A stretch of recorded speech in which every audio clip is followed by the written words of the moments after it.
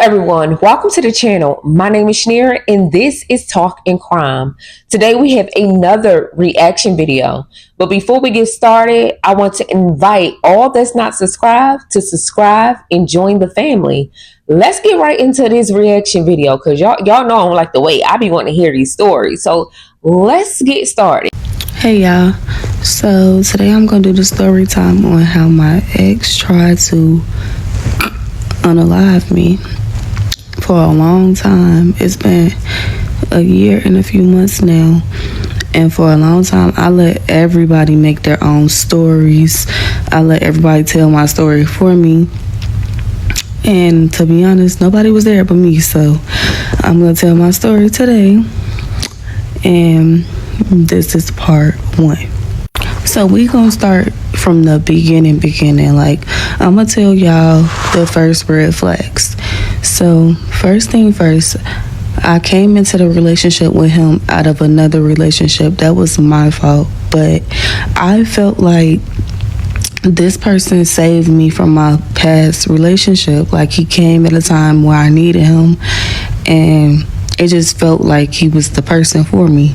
Because who wouldn't want a protector, somebody that's gonna come when they need them? So this was approximately 2 months or 3 months before he tried to yeah. So one day he saved me from my prior relationship, and then I moved with him because I was living with my past relationship. And at that point, I'm like, okay, I'm just gonna go with him. He's the one that came to get me. Dumb bitch. Anyway, he came to get me. I ended up going with him. I was with him for approximately 2 weeks, and then I was like, I need to find a place. Like, I don't want to live in this situation. Like, I need to find my own place so maybe we could live together. So then 3 weeks going by, and I'm still saying the same thing, but he's still not making the motion for me to move. He told me from the beginning that he was going to help me move, but that wasn't happening. So me, I put on my big girl panties, and y'all know what I did.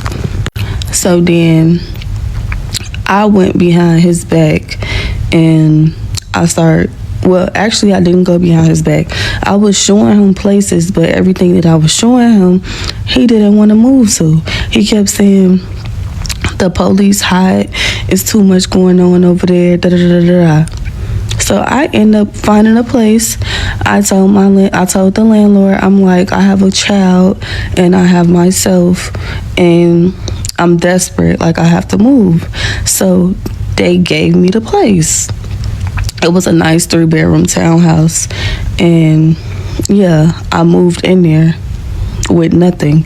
Like, all I had was clothes, and yeah, that was it. No furniture, nothing.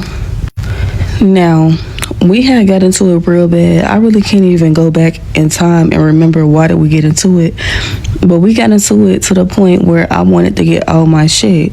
So when it was time for me to get my stuff, that time he told me I could get my stuff. When I actually was getting my stuff, though, he didn't want to give me my stuff. So I got some of my stuff. I think I grabbed like one luggage of mine, and then my plan was to go back.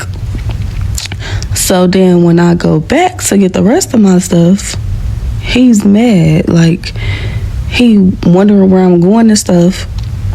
I'm not telling him, so he's mad. So now he's keeping my stuff from me, and I'm still trying to get my stuff, and he pulls out a pew pew. So at that point, I left my stuff, and I literally drove to this school that was by his house, and I parked my car, and I called the police. The police took so long to get there, but I was in the school parking lot and I wasn't an authorized vehicle. So the police that were there came up to my car and they asked me what was going on. At this point, I got a reason to be scared of him. Nobody in my life has ever pulled a weapon out on me, like, ever. I'm not gonna lie, y'all, this is a traumatic situation for me, and you don't realize how something could affect you until you're talking about it, like for real. So now I'm at the school, I'm in the parking lot at the school, the police come up to my car, they like, hey, do you need help? Because it's a school, y'all know what go on in some of these schools, so the police protecting the school. So I'm like, yeah, I'm trying to get my stuff from the guy I was dealing with. We not in a relationship, we just met each other, but he just pulled a pew pew out on me. So now they trying to figure out who is this person and like what's going on, because somebody pulling out a weapon on you is like dangerous. So I see him, he pulls off his car, like mind you, I told y'all he lived right by the school, so he pulls his car off and they seen him leave. I don't know what Georgia got going on, but I don't know if y'all be doing bad stuff, but they can track your car down. Don't let them see your car, the color, nothing, and get on the expressway, because they know. But anywho, yeah, that was that. So after that, I went to my best friend's house because I already had got approved for the place. I just wasn't moving in until like maybe it was like 2 or 3 days later. So I go to my best friend's house and we go call my best friend Saucy, and I'm telling him what's going on, and I'm like, when I go get my stuff, can you come with me? Like when I try to get my stuff again, can you come get me? But then we end up thinking about it. We like, no, I'm gonna just go by myself and I'm gonna call you, because if he put that out on me and now I'm bringing my best friend and he's a guy, it could go even worse. So this time I orchestrated like a little Ooh, I'm definitely glad they thought about that, because it will definitely go left. A man coming up to another man residence, and then it could go left, and guess what? He won't get charged if he do something to her friend. So I'm glad they thought about that. Like, I'm glad. plan, and I end up talking to him, and I told him that I was gonna come over, and I end up going over there so we could fix the situationship. And when I went over there, he was taking a nap. So the whole time he sleep, I'm on my phone. I'm not asleep, but I'm acting like I'm asleep. So then, in the plan that I created, I was planning to tell him that I had to go to work because I do makeup. So I told him I had to go to work at a certain time. So then my plan was to stay with him for a minute, act like I was taking a nap, get some of my stuff, and go to work. So that day, at this time, I was only driving a Mazda, so I didn't have that much room in my car. So I grabbed what I could while I was there, but I still had stuff there. So, and let me add this part. Remember I told y'all the police knew where he stayed at and stuff, so he wasn't at his house. He was at his friend's house. So yeah, so I got my stuff and the stuff that I could get, and I went to my best friend's house. So yeah, so then the same day that I moved to my house, the time is coming back now because it was Christmas. It was about to be Christmas. So his friend that became my friends, they had a Christmas party and they invited me, but he was there. So I'm like, okay, perfect. It's gonna be people around. This is the perfect time for me to get the rest of my stuff because he had put all my stuff in their garage. So I go to the Christmas party. We not talking. We not doing none of that. Mind you, I was just with him. So then it get kind of late. So I'm like, bye y'all. I'm about to go. Da da da da. Blank, can you give me my stuff? Can you help me take my stuff to the car out your car? So the stuff that I had left there was in his car, and it was a little bit of stuff in the garage. I ended up getting everything that day. Now at this point, he doesn't even know that I moved in the house. Like, he don't know nothing. He just know that I'm not being with him. Like, I'm not gonna stay with him. Tune in for part 2. Story time on how my ex tried to unalive me, part 2. So I left off at the Christmas party and him not knowing that I moved into the place. So yeah, I ended up getting my stuff after the Christmas party and I went home. At this point, he still does not know that I moved and I'm in the house now. But at this time, I'm dead fucking broke. Like, I think I had like $8,000 to my name. Like, that's all the money I had. And mind you, I had to just pay $5,600 to move into the new place. So y'all know desperate times calls for desperate measures. So I'm like, fuck, like my rent is $26.50. Yeah, I do makeup, but fuck, like I'm not used to doing stuff by myself because I'm always in a relationship. Like, and when I be in a relationship, I be living with my man. So, and my I'm only 20. I think I was 23, going on 24. Yeah, correct. I was 23 going on 24. So then I start back talking to him because I'm desperate. Like, I don't know how the fuck I'm finna pay this rent by myself. Like, almost $3K in rent. You still gotta pay utilities and everything. And I'm fucked up. Like, I need help, Mr. Sir. So I end up calling him and I told him, I'm like, yeah, I got the place that I was saying I was gonna get. Like, can you come home? Dumb bitch. So then eventually he ended up moving in. So he moves in or whatever. Everything is cool, smooth sailing. So then maybe 2 months go by. Because we really was not together that long. But at this point, we're in a relationship. We wasn't even together long enough for this type of stuff to be going on. Dumb bitch. So then I'm just paying attention to how he move and stuff. And every time I go on Instagram, my man is in the P stars likes and stuff on Instagram. So now I'm like, and they're in his likes. So now it's getting toxic because now I'm confronting him about it and he's making me feel like a dumbass bitch because he's fucking manipulating me to think that I'm tweaking and the whole time I'm not tweaking. So now I'm in his followers and stuff every fucking day. I'm steady looking. So one day I run across this page. Mind y'all, he had just told me that he met our neighbor and they were doing business. So then I'm thinking, I'm like, I seen a neighbor and this looked like her. So it was her. So then I confront him about it. He like, yeah, that's her, da da da da. But he's in her likes. Like, fuck. So then like weeks go by, da da da da. Now I'm just peeping this man acting different. So now he wants to be an honest man. He like, yeah, the neighbor. He's going to her house, all type of stuff. Like, he ended up going to her house supposedly several times. And yeah, they just, I don't know what was going on at that time. So then she was a girl's girl and me and her end up getting cool. Now he sees that me and her is cool. Now he starts asking her to come to the house and stuff so we could drink and all this type of stuff. But I'm just peeping the play, like the play for the underlay. Like he's trying to.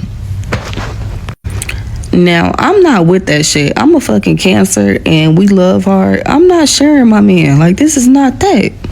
But he started trying to put it in my head like this gonna be his girlfriend too. Like, and I'm gonna have to either accept it or move about the way. So now I'm depressed. Like I'm going through it. Like I'm sad. At this point, okay, let me get my stuff. She can be your girlfriend, but we ain't doing that.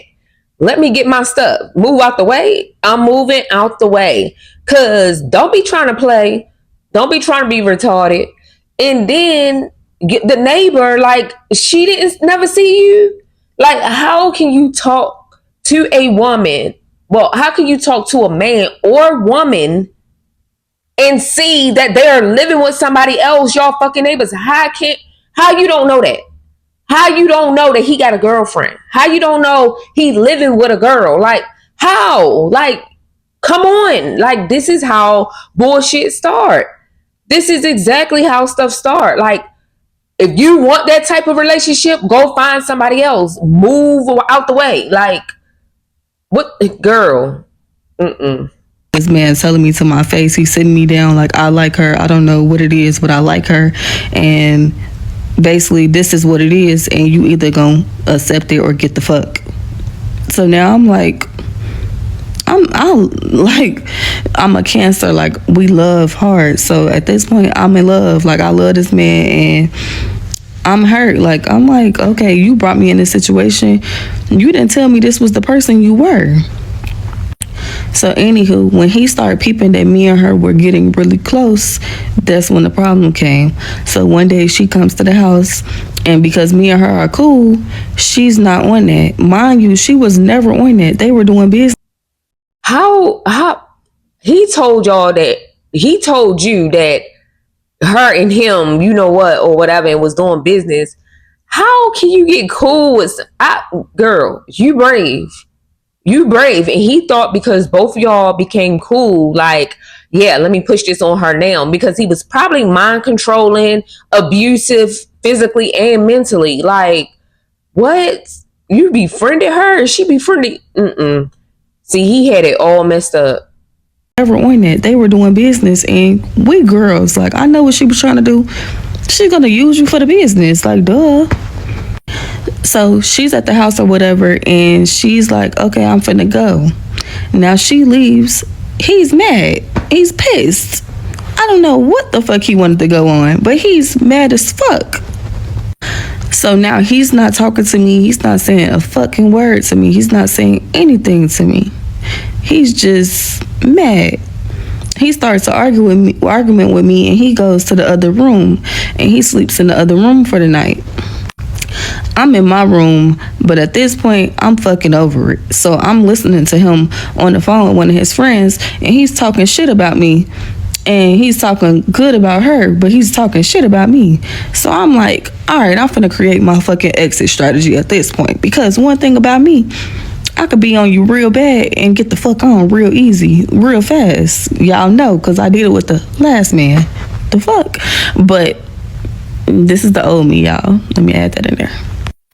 So yeah, so at this point, I'm creating my exit strategy, and I stayed up to like maybe 5 in the morning listening to him talk shit about me, saying all this stuff. I don't do this, I don't do that. Mind y'all, I do everything. 5 in the morning is weird. 5 in the morning, you should have been asleep. Like, who you on the phone with talking about all this, what that person doing and what that. Go to sleep. Go to sleep. What? And in the part where she didn't even know that I was at the house. Like, she never, when they met each other, she didn't know nothing about no girlfriend. She didn't know a girl lived there. Nothing. She just met him, and that's what it was. She didn't know nothing. She never seen me because I felt like I had to stay down to the house. So yeah, I stayed up all night thinking about how I was gonna get out of this situation, and I came up with a plan. I woke up bright and early. Let's make this clear. I don't believe by far she didn't know. And she probably believed her because they started becoming cool, but I just don't know. I don't know. She might not have, but okay. Stretched my arms, and I said, this is the day. This is the day that I'm gonna get the fuck on. Or he's actually gonna get the fuck on, because this is my shit. What the fuck? So first thing I did was go to his car in the garage, get my fucking garage opener. Then I went to his keys, took my fucking key off of there, and I went back upstairs. Now I'm grabbing bags and I'm putting all his shit in it. Every piece of shit he got, every little piece of bullshit, throwing all that shit in the motherfucking bag, and I sit that shit by my fucking door. Now, I'm on the phone with my friend, and like, I'm chilling, like, I'm in a good ass mood. Like, y'all know that shit when y'all over a situation and y'all just like, fuck this shit. Like, that was me. Tune in to part 3. It's finna get nitty and gritty. Story time on how my ex tried to unalive me, part 3. So I left off on the part where I packed all his stuff and I put it at the door of my room. So he comes in and he sees his stuff is by my door packed up. He grabs all his stuff and I'm thinking he just grabbing it to take it. But mind y'all, I told y'all when I moved there, I didn't have any furniture. He bought a mattress for the room and he had bought a couch. So he come back in the room. I'm on the phone with my friend. So I don't remember if I was on FaceTime or on a regular phone call, but I'm on the phone with my friend and he comes in the room and he like, I need this mattress. Mind y'all, he don't have no truck. Like, all he got is his car. So I'm thinking like he just fucking with me because what are you gonna do with the mattress? Like, you just gonna, like, I'm confused, but okay. So like I'm telling him like, all right, give me a minute. You can get the mattress. Give me a minute, because I'm on the phone with my friend. I'm trying to, you know.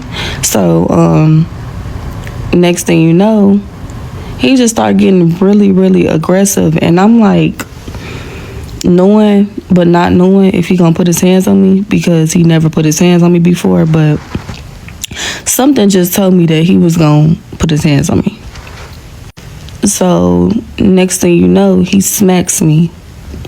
Like, open hand smacks me.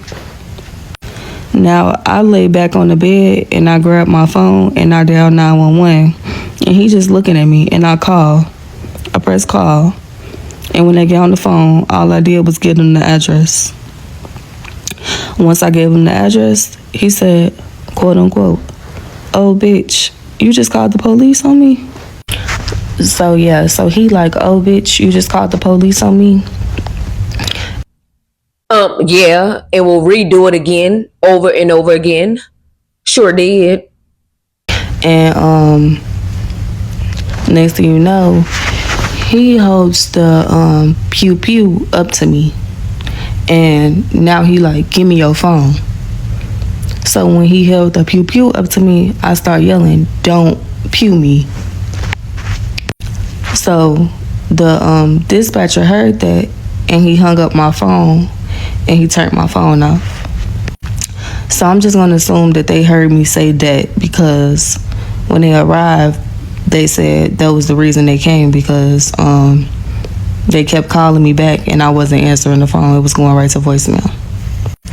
So then after he turns my phone off, he starts close fisting me. And now he tells me to lay on the floor on my stomach and don't move. So after he tells me to lay on my stomach and not to move, he starts telling me that I better pray to God I make it through the pearly gates, because he about to unalive me and then unalive himself. So now I'm telling him, I'm like, no, we have kids. Like, we have kids. Don't do that. We have kids. And he says, you should have thought about that before you called the police. So now I'm just bawling, because I'm like, I know this is not my story. Like, this is not how I'm supposed to leave. Like, no, I can't go like this, like, at all. I can't let this be the story that my child hear. My family, my mama, like, this can't be my story. So then he tells me like, I'm about to plug this iron up and put it on your back. So at that point, I just accepted my fate. Like, this is how I'm about to really go. Like, this is gonna be the way I leave Earth, like, because of a man. So then I hear a knock at the door, and obviously it's the police, and they just keep knocking. They keep knocking. I hear them in the back of the house, like they surrounding the house. I hear them talking in the back, knocking at the front. So he goes and looks out the window, and he sees a bunch of police cars. So now he called his friend, because he panicking, And his friend, like, I've been told you to leave. Like, you sitting there steady putting your hands on that girl. I've been told you to leave. You could have been gone. So then, Okay, right there, I'm kind of lost because the beginning, I think it was like the two, she said that she didn't know that he was going to hit her, but she felt like he was or whatever. And reason why she didn't know because he never done it before, but now his friend is saying like, oh yeah, I've been told you to leave instead of putting your hands on that girl. Is he just talking about now, or was he talking about he been putting his hands on her? Because it sounded like he been controlling, been putting his hands on her, and been doing like malicious stuff, like intentionally trying to harm her, like hate and evil. my face bloody, and he's like, um, you better not make a peep, or I'm finna end it. Like, don't make no noise, don't say nothing. So I'm quiet, and then I don't know what got into him, but he like, go in the bathroom, wipe your face. I'm about to go in the attic, and you go down there and you tell them that I'm gone. So then at this point, I do what he say. I go in the bathroom, I get a towel, I wipe my face, I cover because my face was like bruising, but it was like up in this area, and my eye, like, you know when you like get hit in your eye, but it don't get black automatically, but it was red. So I go downstairs to the front door. I open the door. It's a lady. It's a police officer, but it's a lady. And she like, you called the police? And I'm like, the first thing I said was, he's gone. So then she like, who's gone? I'm like, he's gone. So then she noticed, because like I said, my face is bleeding. So she noticing is blood dripping down under my bonnet. She like, come out here. Like, she just knew. And at that point, they grabbed me up. I didn't have no clothes on. I had on shorts, like a bra top, and no shoes on my feet. So Him actually panicking and didn't know what to do next saved her life, and I'm glad he panicked like that because oh my god, like that could be the worst experience. Like you can tell her eyes like kind of teary when she talked about it. It tore her world up. I'm glad she got out of that. all that I was thinking was, if I tell them that he's gone and I go back in this house, he's gonna unalive me. Like, I'm not gonna be here no more. And so then when they put me in a car, they start questioning me. And they like, where he at in the house? So I'm like, he in the attic. So now it's an officer, it's a male officer, it was a black guy. He's in the car with me, and he asking me his name. I give him the name. He look up his background, and he sees when I called and reported him pulling the pew pew out on me the first time. He said, why did you get back with this guy if he just pulled the pew pew out on you a few months ago? So then, yeah, I'm just in the car. It's people outside, recordings, helicopters, like, tune in to part 4. Okay, story time on how my ex tried to unalive me, part 4. So yeah, so then I left off at the part where I was sitting in the car with the police officer, and yeah, he was just giving me like a pep talk and stuff, like I got daughters my age, and if I was his daughter, he'll be like all this stuff, like that don't really matter right now. But anywho, It don't really matter right now, but I hope you listen because truth be told, he was telling all the truth. Like the first time should have warned you. It should not have been no second time. But of course, like that's what I'm saying. People need to like kind of lean back sometimes, because materialistic things is not more than your life. Like, of course, you done got into this lease that you probably can't afford, but going back to a person that pull out a gun on you is dangerous, not safe. Like, it's other resources, or you could have just found something else. It's easy said than done, but like, you have to think about your life, especially if you have a child. Then I started to pay attention to what was going on, and they barricaded the house. Like, it's police officers everywhere. They just pulling up. The schools around the house were on lockdown, and one of his friends, he got a friend that's we gonna call her. We gonna call her. We gonna call her B. So B pulls up and she walks up to me at the car. She like, what happened? Da, da, da. I'm telling her what happened. She like, he wrong as fuck. Like, he's wrong.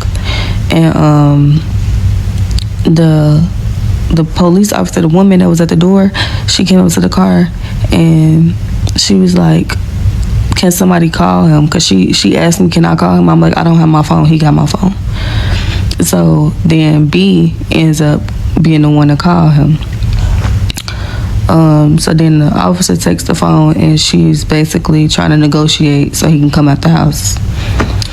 He telling them that he got hostages in the house and all type of dumb shit. Like, it's hostages in here and all this stuff. So then now the SWAT team comes. SWAT got the robots, everything. Like, they about to tear my house up to get this man to come out the house. He's not coming out. Oh, and let me add this in there. The entire time this was going on, he called the neighbor, and he's lying to her. He's asking her, can he come to her house so he don't go to jail, all type of stuff. But she said no. She like, no, like, I'm not home. So then, yeah, the SWAT team pulls up. I'm like by the mailboxes, which was kind of by the pool area, and my house was like 10 houses down, so I could see what was going on. But I'm assuming they was on the phone with him and trying to get him to come out the house. He asked him to make a sandwich. Then they finally get him out the house 3 hours later. So I'm sitting outside with no clothes on, no shoes on for hours, like still outside for hours. So after they got him to come out the house, they put him in the car. Once they put him in the car, he didn't have the weapon on him, of course, so they had to get a search warrant for the house. They got the search warrant 3 hours later after that, so I was outside for now 6 hours. It was getting dark outside.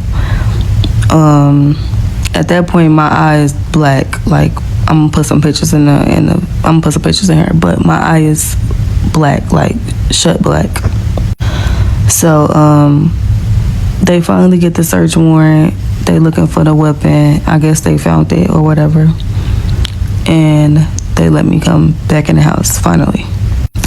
So I must say, Georgia PD, for the county I was in, they were really nice to me. They handled me with care.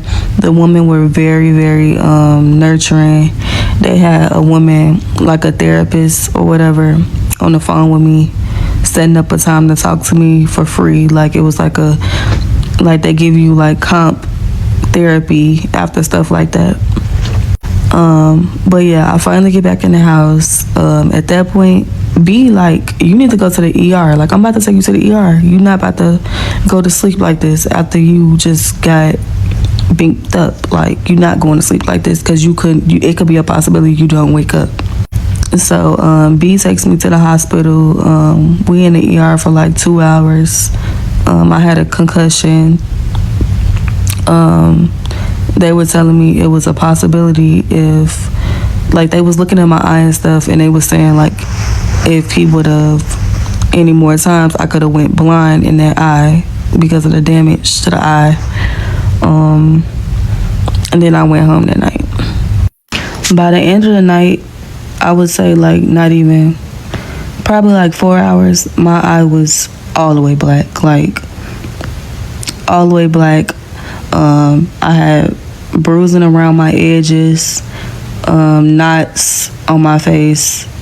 My body was scratched up and bruised. And I'm gonna drop a picture of how my eye looked at the end of the night that day. It don't stop there though. Like, once I went home, I couldn't sleep in my own house for days, weeks, months. The same neighbor who he was saying he wasn't doing nothing with that girl. It was all abuse, like mental abuse. And I was staying in her house. She was like really good to me. Like, she ended up being a friend of mine. So he ended up in jail. He was in jail for a long time. Like, it was months and months and months just going by. And then they sentenced him. He was sentenced 5 years in total, 2 years incarcerated. So his release date is February 7th, 2026. Like, we need to start just seeing the signs early. Like, I should have left the first time. That was the first red flag. And that wasn't like no small red flag. That was a huge red flag. Like, girl. But one thing about God, he's gonna show you one time, and once you don't listen that one time, he gonna make it so much harder for you. Okay, you guys, drop down in the comment section what you think about this story. In my opinion, I feel like she should have noticed the red flags in the beginning, which she did. She had several red flags. But the thought of being on her own, paying her own bills by herself, kind of scared her. She didn't think that she would be able to manage, causing her to contact this crazy person, this mentally crazy person that was mental issues as well as controlling issues and more, right? But I feel like she, you know, she should have left him alone, first of all. But at the same time, I feel like she should have looked for something within her means. She was so in a rush to get away from him, causing her to be able to get into something she couldn't afford, causing her to get back with this lunatic. It's no other name. He's a lunatic. And then to add insult to injury, he was mentally like controlling her, and then brought somebody else in the picture that he was mentally controlling and verbal abusive to, which is crazy. This the thing. I am so happy that she got out of this situation, because it's so many other male and females that are in situations like this and don't get out of it. And if they do get out of it, it's one way. It's the way that we all don't want to happen. And that's not living anymore. It's so many male and females that were killed by their significant other. Their relationship moved too fast. 2 weeks is not enough to get to know a person. 3 weeks is not enough to get to know a person. But yet they moved so fast. She was blinded by how he really was, until the point where she fell in love with this guy and allowed a lot of the red flags to keep on going. He should have got locked up that first time when she reported to the police. Like the officer said, she should have not went back the second time. Pulling out a gun on a person is just crazy. All because that person wants to move on and don't want to be with you. You didn't even know her long enough to even like, oh my God, like, you didn't know her long enough to even be this physically or mentally controlling over her. Right? Like, what? What? Like, you didn't know her long enough to even love her, to have these crazy thoughts about controlling her to keep her there. Y'all, I'm happy she got out this situation. I am so happy that she realized this is not for her. Unfortunately, it happened that way. But some kind of way, God had to show her a sign like this is not it, and then give her another chance. This is her story. I am so happy she decided to tell her own truth about her own story, because she did say other people was telling her story and everything. So I'm glad she finally told her story, and hopefully someone else that is going through these same issues with someone that they fell in love with or trust with their life, hopefully this helped them change their mind and hurry up and get out of that situation. And a lot of times, all that I done heard, do not allow that person to know that you are leaving. Move in silence, because if you allow them to know, your life will be in danger. And this is evidence. Like, every time you hear a tragic situation, this woman or man told the spouse that they were leaving, and that spouse went ballistic, went mentally crazy, like all the above on this person. So you guys try to continue to move in silence. Your life is in danger. I'm sorry to say, like, it might not turn out like her story or the story, the reaction video I did yesterday. It might not turn out that way. Save yourself your life, energy, and time by not ignoring the red flags. You guys, don't forget to drop down in the comment what you think about this story. I have so many true crime videos on my channel about young women and stuff that are losing their lives in situations like this. This gotta stop. This got to stop. You guys, I hope you guys have a blessed, lovely day. Peace.